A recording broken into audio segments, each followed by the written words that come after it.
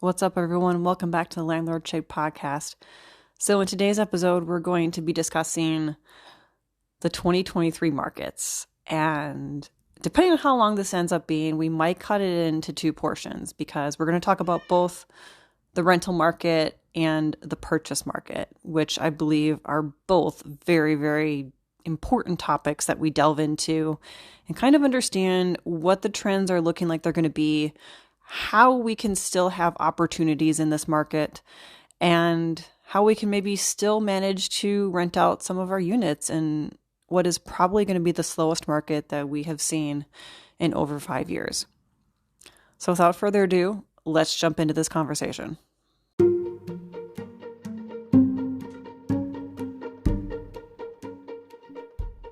Building a real estate portfolio is as much about buying properties as being a de facto entrepreneur. I'm Karina Ufinger. I'm a multi-property investor, rental management company CEO, and also a landlord coach. I'm going to show you the systems and knowledge you need to thrive as a real estate entrepreneur. From your first property purchase to building a portfolio of passive income where you work less than 5 hours a week, you'll learn the essential information and skills to build a profitable portfolio and live the life you truly want.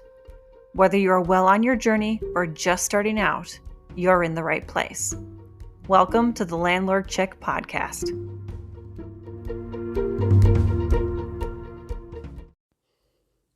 As I'm recording this, I just want to remind you guys that I do normally try and record these in one shot in the sense of there are no pauses, there's no editing or anything like that. However, I will declare that perhaps in this episode you might get those little pauses of the audio.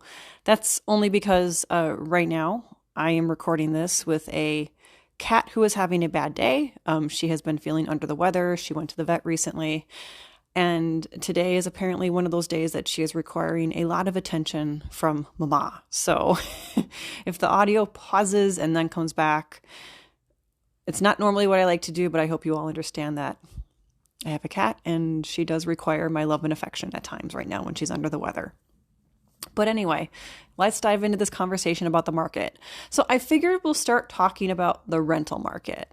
Again, as I said in the intro, this might end up being two separate episodes depending on the length of the conversation about each market.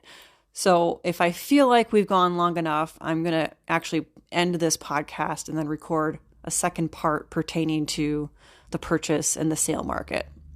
But we're going to start out talking about the rental market. Now, I think it's important for sort of this recap to happen of what the rental market has looked like traditionally and how it's been different in any time since 2020.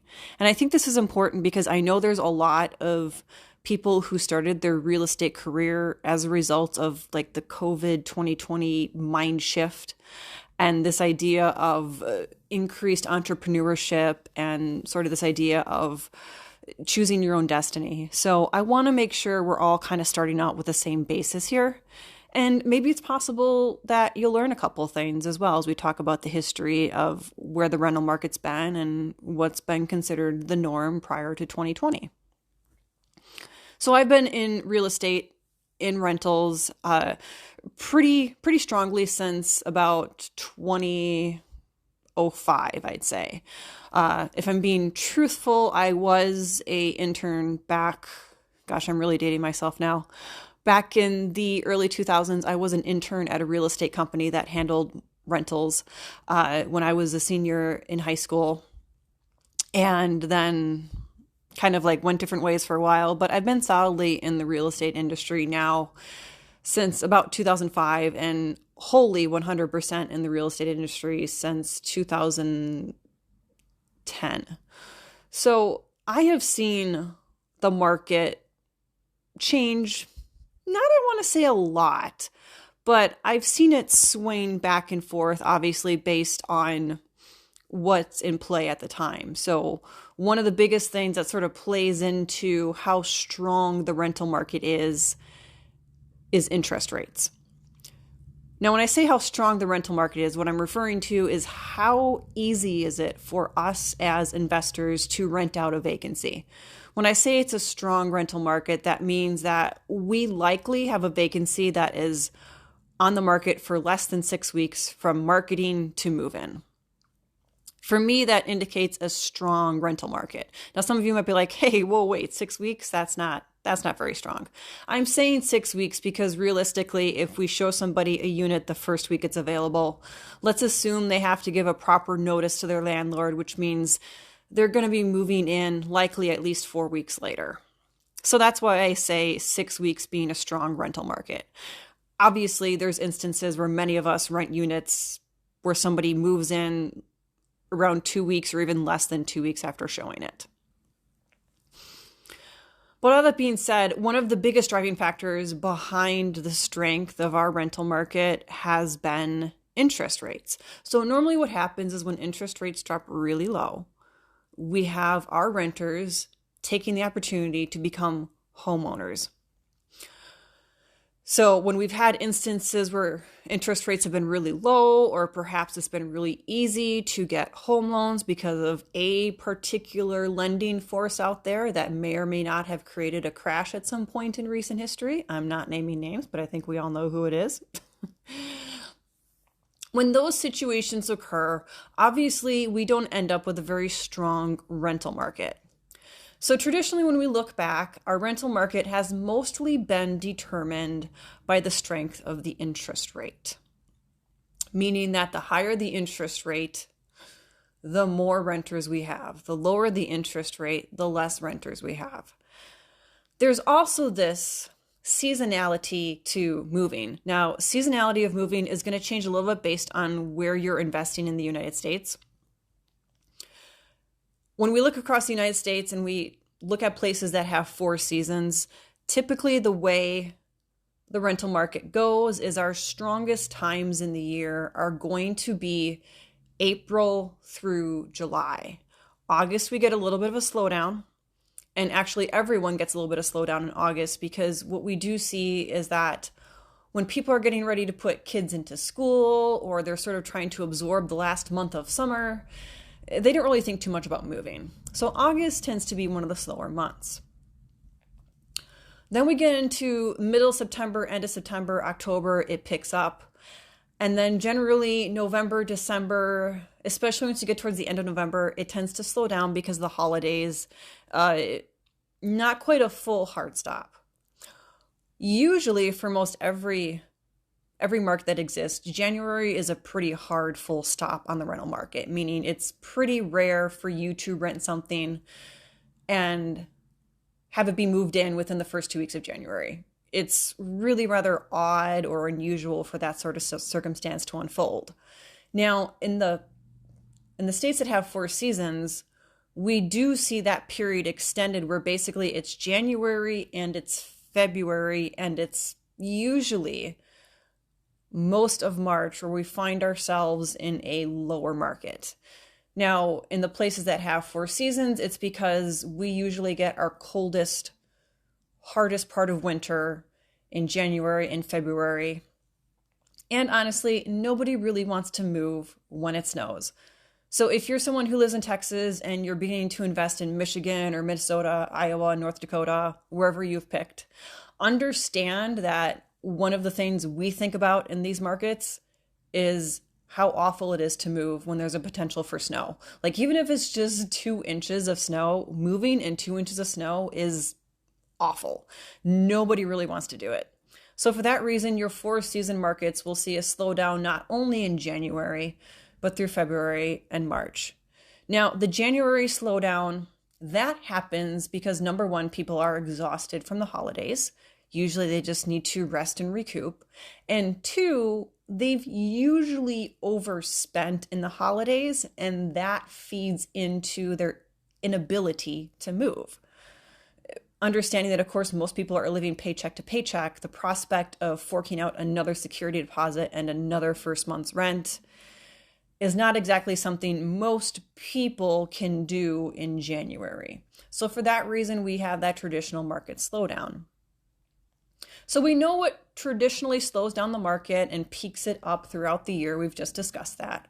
We know that traditionally interest rates play very heavily into the strength of our rental market. So within reason, for the past 20 some years, minus the really odd occurrences or unfortunate tragedies, we've been able to sort of predict the strength of the rental market. If we look at history, we could see history repeating itself.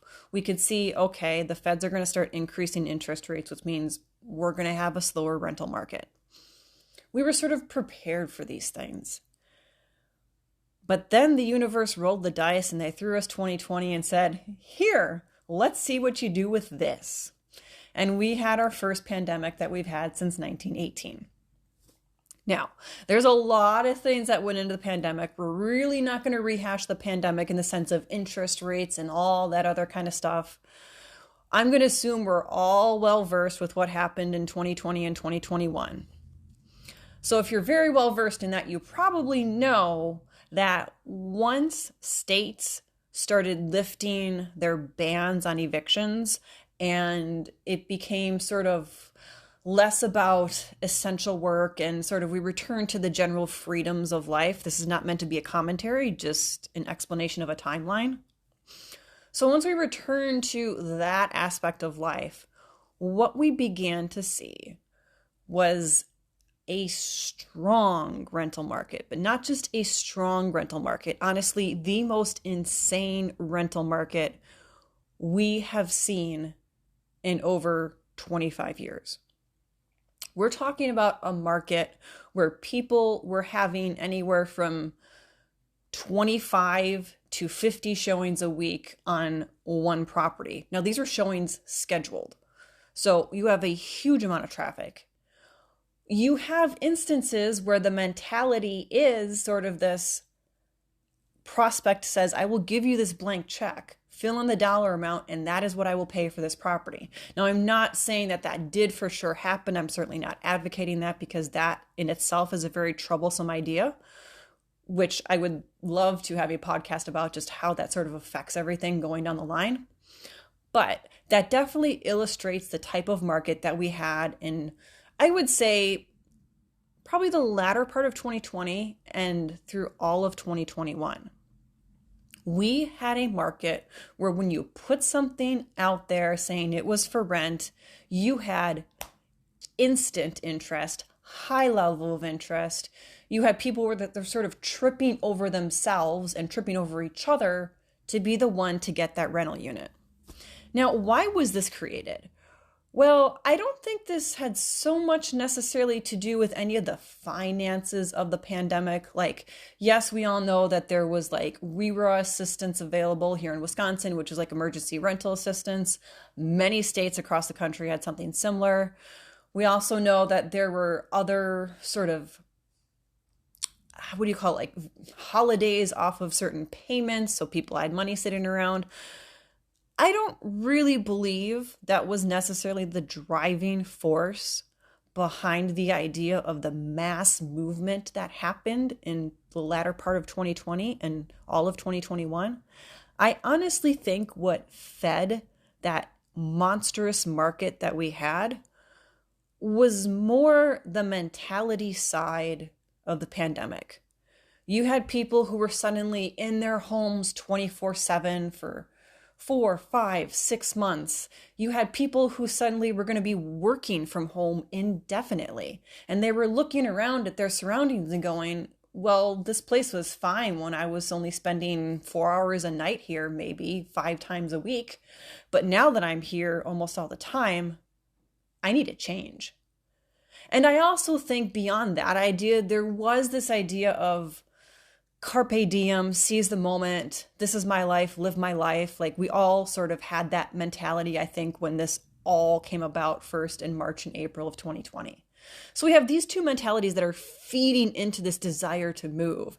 And that's what created this monstrous rental market that we had. A rental market where we had not seen rent appreciation in that percentage in our lifetimes, even in my parents' lifetime. Like we had not seen such mass rent rate appreciation historically in over 40 years. That was insane. I remember saying to anybody who would really listen in real estate, because we would always talk about this with each other a lot at that time, we'd say, man, I can't believe it. If I had this exact unit available in 2018 or 2019, I only would have gotten $650. But now, because it's the first part of 2021 and I'm putting this on the market, I'm getting $775. And that's the truth. Like, there was so much demand that the general idea that we're taught about economics came into play. Demand was high, supply wasn't necessarily high, and so prices went high, and rents were affected that way. So we had this monstrosity of a rental market that really sailed us forward and was very generous to us for pretty close to 2 years. I definitely benefited from it in multiple ways, not only from the sense of I would have a vacancy that would come up, I could rent it considerably higher, but I also found myself having vacancies come up, not necessarily having to put money into it to get that top dollar rent, just because supply was so low and demand was high. So it was another way that many investors were sort of benefiting from this market. Beyond the prices being higher, there was the sense of you could put something on the market and still receive top dollar, even if you didn't have updated flooring or updated backsplash or updated countertops or whatever you want to put in that sentence. People were willing to pay that top dollar for something that wasn't necessarily wholly freshly updated and a brand new look, because to them it was just about the change of scenery. So we have this strong rental market. It's pushed us forward through latter part of 2020, all of 2021. It still was pretty strong the first part of 2020. But then it almost seemed like out of nowhere. And that's what a lot of people say, is that it seemed like out of nowhere, someone flipped a switch and August came and it completely changed. And what was really strange about that was that up until that moment, any of the traditional sort of market shifts that we talked about when we were talking about the history of the rental market, we talked about how it always slowed down in January, February, especially for winter markets. That didn't come into play. That didn't come into play in January and February of 2021. It didn't come into play in January and February of 2022. We were just still so incredibly strong that that usual dip that we would see really never happened. But then it was like somebody somewhere flipped that switch and said, guess what? Your hot market's done. And we were all sort of caught off guard by it. And I say all of us because honestly, I was too. Even being an experienced investor, I obviously knew nothing lasts forever and that there's likely going to be this shift that happens. But yet, I didn't necessarily see it happening because I was still stuck in this mentality of, well, interest rates are going higher, so really I shouldn't have any problem renting my places. And for this exact market that we're in right now, that's not necessarily just an old mentality, but it's a very tunnel visioned mentality, because it isn't taking into consideration the number of people that moved in that area of late 2020 to 2021, let's say. It didn't take into account all those people that moved. A lot of people that maybe normally don't move. Maybe they're the people that stay put for 7, 8, 9, 10 years, or they hadn't moved in 15 years. There were so many people that moved in that time frame that at some point we just hit max capacity. Max capacity in the sense of the majority of people have moved recently in the past 2 years. And that is the truth. The majority of renters out there have actually moved in the last 2 years. Well, maybe 2.5 years now, since, let's say, middle of 2020. But that's what's creating the market that we have right now and that we are headed into. You have probably close to 70% of the renters out there. They've recently moved. they're not interested in moving again.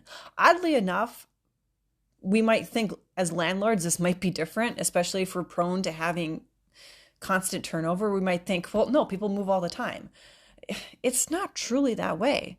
When somebody moves, they tend to stay put for 2 to 3 years on average, with most of them going between 4 and 5 years. And what we had was usually this is sort of like tempered out, where the best equation or analogy I can kind of think of is if you look at Congress and the House of Representatives, you don't have everybody up for election every 2 years. You have a certain number of seats that are up for election every 2 years. And in a way, that's sort of how the rental markets work. You have a certain number of people who move in this time frame A, and then another group in time frame B, and another group in time frame C. Then maybe we go back to group A, and then they move next. That's how the rental market has kind of worked. It's sort of been self-policing in that way. But when you have close to 70% of eligible renters across the United States making moves within basically a 20-month period, there's going to be some move tiredness. There's going to be some move exhaustion going on. And that's what we've officially hit. We've hit this market where everyone is exhausted by moving. They're exhausted by just this idea of all the changes that are going on with the financials, with the economy. They're just exhausted. And what they want to do right now is they just want to hunker down, live where they are, and to borrow a phrase, which I don't necessarily agree with in this instance, but it's a good one to use, stick with the devil that they know. They're going to stick with the landlord that they know. They're going to stick with the property that they know. Because right now, there's still this idea of so much uncertainty in the world. This is why heading into 2023, we are headed for the slowest rental market that we have seen in over 5 years. I am anticipating the market being the slowest that I have ever seen it in the 20-some years that I have been consciously involved in real estate. I am preparing for a market where we are forced to introduce incentives again. I don't know when the last time was that I had to give an incentive on a property. Off the top of my head, I'm thinking it was probably 2016 or 2017. That might have been the last time I had to use a strong incentive, such as 100 months off your second month's rent, or people have various incentives that they use, but that's the one I typically use. But I would definitely say that the last time I remember using an incentive was 2017. As I sit here recording this in January of 2023, that's already 7 years ago. That's how strong of a market we've had in general, but it also speaks to how we've had that predictability of sort of being able to time when a good time is to have a vacancy. But it's been 7 years since I've had to use an incentive. I'm looking at 2023, and I'm anticipating that not only will my vacancies use an incentive, but the vacancies that I manage will likely use an incentive. The other thing that we're anticipating for this market of 2023, whatever you knew about rents based on 2020 and 2021, you need to throw it out the door. You can no longer go and put your unit on the market and say, okay, I'm going to raise it by $10 more than it was for the previous tenant. Maybe that's what you normally did. That's a very common strategy. Let's go back to pre-2020. Many investors, and this isn't necessarily a bad strategy, what they would do is that as long as they were within the market rate realm, if they had a vacancy, they'd go put it on the market and they'd increase it by $10. I'm sorry to tell you that you can't do that as a robot in the 2023 market. You can't just look at the tenant you had in there with what I'm going to call a COVID rent rate and put it on the market by $10 more just because it's vacant now. You can't do that. You have to not only do your market research, which you're not going to have a lot of comparable market research, but what you're going to find likely when you do your research is that you're not going to be able to get the same rent rate that you previously had. Now, it's not going to be a huge difference. I'm not talking about decreasing a rent by $50. I'm not talking about even going down probably $40. But I think what we're generally going to see is we're actually going to be going maybe $10 less, maybe even $15 less than what we would have rented it during the COVID rent rate height.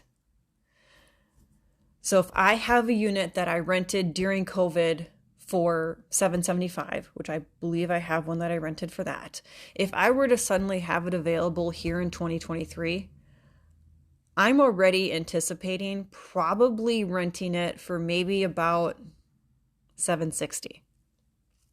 Now, I could be wrong.